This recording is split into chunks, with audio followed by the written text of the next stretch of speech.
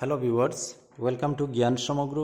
আজকের এই ভিডিওটিতে আমরা আলোচনা করব তালিব ছয় ওকার দন্তীয় নয় একার না সোনা এবং দন্তীয় ছয় ওকার সু দন্তীয় নয় একার না সোনা। এই দুইটি সোনা এর মধ্যে অর্থগত কী পার্থক্য রয়েছে তো সে বিষয়ে বিস্তারিতভাবে আলোচনা করব।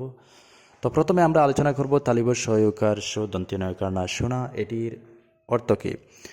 তো তালিব ছয় উকার সু দন্তীয় নয় একার না সোনা, এটির অর্থ হচ্ছে আমাদের কান দিয়ে যা শোনা হয়, কোনো শব্দ শোনা, তো শব্দ শোনা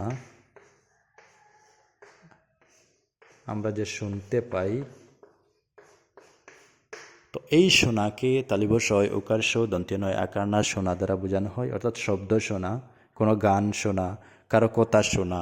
তো এই কোনো কিছু আওয়াজ শোনা, সাউন্ড, মিউজিক, এগুলি যে আমরা শুনি, তো এই শোনাকে তালিব ছয় উকার সু দন্তীয় নয় আকার না শোনা দ্বারা বোঝানো হয়। আর দন্তীয় ছয় উকার সু দন্তীয় নয় আকার না শোনা, এটি তো আমরা সকলেই জানি একটি মূল্যবান রত্ন, একটি মূল্যবান রত্ন।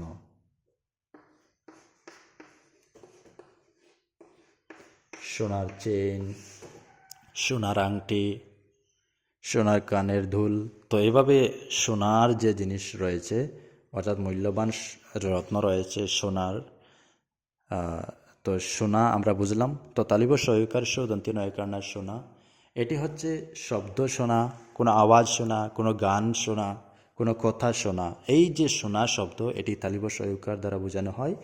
আর দন্তীয় সহকার সু দন্তীয় নয় একার না সোনা, এটি হচ্ছে একটি মূল্যবান রত্ন, যেটি যেমন সোনার কানের দুল, সোনার গয়না, সোনার যে জিনিসপত্র বানানো হয়, তো সেই সোনা দ্বারা দন্তীয় সহকার সু দন্তীয় নয় একার না সোনা দ্বারা বোঝানো হয় সেগুলি।